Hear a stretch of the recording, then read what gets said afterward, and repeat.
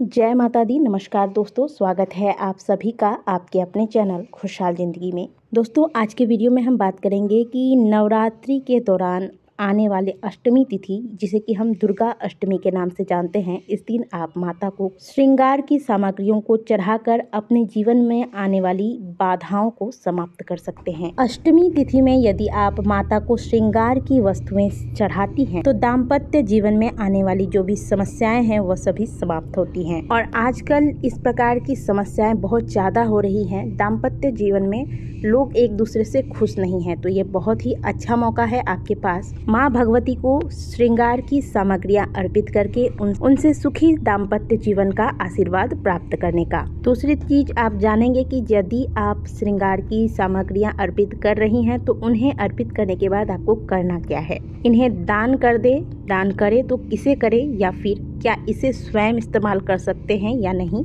तो इस प्रकार की सारी जानकारियां इस वीडियो में आपको प्राप्त होंगी। यदि आपने नवरात्रि के प्रथम दिन में ही माता को श्रृंगार की वस्तुएं अर्पित की हैं तो भी आपको अष्टमी तिथि में माता को श्रृंगार की सामग्री जरूर अर्पित करनी है। यदि आपने पहले से ही माता को श्रृंगार की सामग्रियां अर्पित कर दी हैं तो आप बिल्कुल कम से कम सामग्रियों में माता की कृपा प्राप्त कर सकती हैं। जैसे कि आप यहाँ देख रही हैं, मैंने कुछ सामग्रियाँ रखी हैं। इनमें से आपको, मान लीजिए आपने पहले ही माता को श्रृंगार की वस्तुएं अर्पित कर दी हैं, ऐसे में आप क्या करें, कम से कम चीज़ों को आज के दिन माता को, यानी कि अष्टमी के दिन माता को अवश्य अर्पित करें। इनमें से आपको क्या लेना है, सबसे पहले आप महावर ले लें।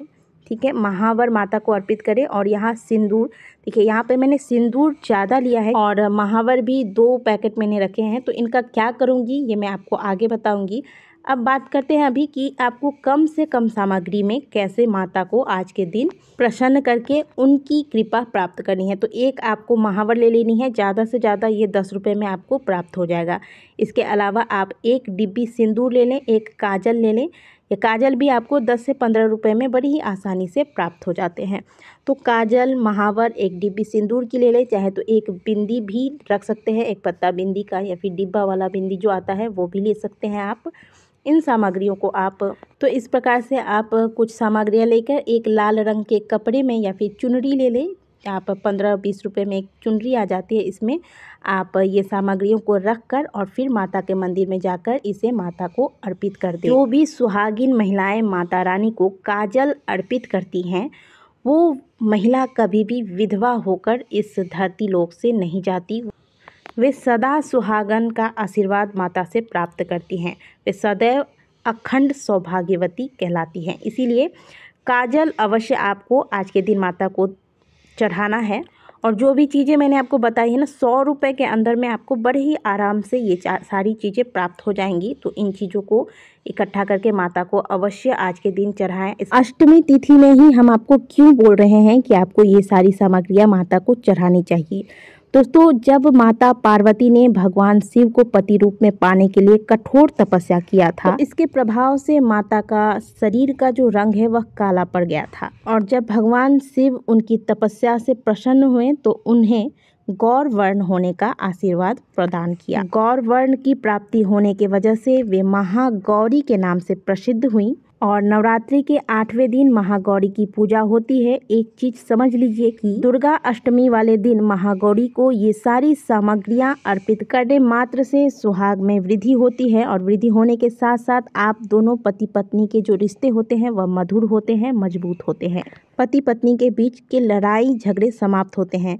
देखिए, पति पत्नी के बीच जब लड़ाई झगड़े होते हैं तो घर की सुख समृद्धि चली जाती है। घर में अशांति कलेश होगा तो वहाँ पे सुख समृद्धि का वास कैसे होगा। इसीलिए जब आप इन सामग्रियों को माता को अर्पित करते हैं तो आपके वैवाहिक जीवन के जो कलेश हैं वो समाप्त होते हैं और इससे घर में सुख समृद्धि का वास होता है। जो भी श्रृंगार की सामग्रियाँ होती हैं वो सभी आज के दिन आप जितना आपसे बन सके माता को अर्पित करें। जो कुंवारी कन्याएं हैं वो सिंदूर माता को नहीं चढ़ाएंगी, बाकी चीज़ें वो माता को चढ़ा सकती हैं। आज के दिन माता को इत्र अवश्य चढ़ाइएगा। माता को इत्र चढ़ाने के बाद इस इत्र को आप अपने पास रखिएगा और इसे प्रत्येक दिन अगर संभव हो तो इसका इस्तेमाल करें, और नहीं तो प्रत्येक शुक्रवार को इस इत्र का इस्तेमाल करिएगा। इससे आपके दाम्पत्य जीवन में कभी कोई परेशानी नहीं आएगी। और अब बात करते हैं कि सिंदूर जो मैंने यहाँ पे ज़्यादा पैकेट रखे हैं, 3-4 पैकेट आप रख सकते हैं। इन्हें चढ़ाने के बाद 1 पैकेट तो आप अपने पास रखें तथा जो सिंदूर आप प्रतिदिन लगाते हैं उस सिंदूर में ये जो सिंदूर आप माता को चढ़ा देती हैं, चढ़ाने के बाद इस सिंदूर की डिब्बी में से थोड़ा सा सिंदूर उस डिब्बी में मिला दें जिस डिब्बी का सिंदूर आप प्रतिदिन लगाते हैं। और फिर जब वह सिंदूर ख़त्म हो जाए तो पुनः इस डिब्बी का सिंदूर उसमें मिलाकर थोड़ा थोड़ा मिलाकर उसमें आप लगाते रहें। इससे माता की कृपा से आपका सौभाग्य बढ़ेगा। और यदि आप ज़्यादा मात्रा में सिंदूर चढ़ाती हैं, जैसे कि मैंने ज़्यादा सिंदूर रखा है, तो मैं इनको क्या करूँगी, मैं इन्हें दान करूँगी सौभाग्यवती स्त्रियों में, यानी कि जो सुहागिन स्त्रियाँ हैं उन्हें आज के दिन सिंदूर चढ़ाने के बाद आप दान कर सकती हैं। चाहे तो आप किसी ब्राह्मणी को भी दान कर सकती हैं, घर में कोई सुहागिन स्त्री है तो उन्हें भी दे सकती हैं। इसके अलावा आज के दिन माता को चुनरी अवश्य चढ़ाइएगा। अगर चुनरी नहीं चढ़ाना चाहते हैं, साड़ी चढ़ाना चाहते हैं तो आप साड़ी भी चढ़ा सकते हैं। साड़ी का आप क्या करें कि आप काले या नीले रंग का ना लें, लाल, पीला, नारंगी या फिर गुलाबी ऐसे रंगों का चुनाव करें। इन रंगों का साड़ी आप माता को चढ़ाने के बाद स्वयं भी इस साड़ी का इस्तेमाल कर सकते हैं, चाहे तो किसी को दान भी कर सकते हैं। इसके अलावा आप मेहंदी चढ़ा सकती हैं माता को। मेहंदी भी सुहाग का प्रतीक होता है। मेहंदी सुहागिन स्त्रियां और कुंवारी लड़कियां सभी चढ़ा सकती हैं। इसके अलावा आप आज के दिन माता को चांदी की बिछियाँ भी चढ़ा सकती हैं। इन्हें चढ़ाने के बाद स्वयं भी इसका इस्तेमाल कर सकती हैं, चाहे तो इनका दान कर सकती हैं। यदि आप दान करने की इच्छा रखते हैं तो आज के दिन थोड़ा ज़्यादा मात्रा में चढ़ाएं, ताकि जो भी चीज़ें आप चढ़ाती हैं स्वयं भी इसका इस्तेमाल कर सकती हैं और चाहे तो इनको दान भी कर सकती हैं। स्वयं भी इस्तेमाल करना कोई बुरा नहीं होता, इससे सौभाग्य में वृद्धि होती है। तो इस हिसाब से अगर आप स्वयं ही इस्तेमाल कर रही हैं तो अपने हिसाब से आप सामग्रियाँ चुन लें, बिछिया ले लें, काजल ले लें, चूड़ी अपने पसंद से ले लें। और अगर दान कर रही हैं तो आप दान के लिए आप 2-3 सिंदूर की डिब्बियाँ या फिर महावर इत्यादि अधिक मात्रा में लेकर माता को चढ़ाने के बाद इनका दान करें। चूड़ी में आप लाह की या फिर कांच की चूड़ियाँ ले सकती हैं।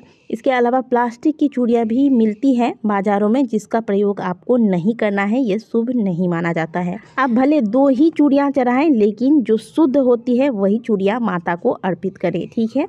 जो चीज़ें आप स्वयं के लिए इस्तेमाल नहीं कर सकती है वो आप माता को भी अर्पित ना करें, ये ठीक नहीं माना जाता। तो ये सारी सामग्रियाँ चढ़ाने के बाद आप या तो दान कर दें या तो स्वयं इस्तेमाल करें। और इनमें से आप जितनी सामग्रियाँ चाहे इसमें आप बढ़ा भी सकती हैं। देखिए, श्रृंगार की सामग्रियों की तो कोई कमी नहीं है, आप जितना चाहे इसमें बढ़ा भी सकती हैं। आप चाहे तो इसमें अपने हिसाब से इनको कमा भी सकती हैं। जो मुख्य सामग्रियां हैं जो माता को आज के दिन अर्पित करनी चाहिए, मैंने आपको बताया है। कम से कम चीज़ों को आप चढ़ाकर माता को कैसे प्रसन्न कर सकती हैं, ये मैंने आपको बताया। इस विधि से माता को महाअष्टमी के दिन अवश्य प्रसन्न कीजिए। वीडियो अच्छी लगी है तो वीडियो को लाइक ज़रूर कीजिएगा। कमेंट बॉक्स में जय माता दी अवश्य लिखिएगा। मिलते हैं आपसे अगले वीडियो में, तब तक के लिए ओम नमः शिवाय, जय माता दी।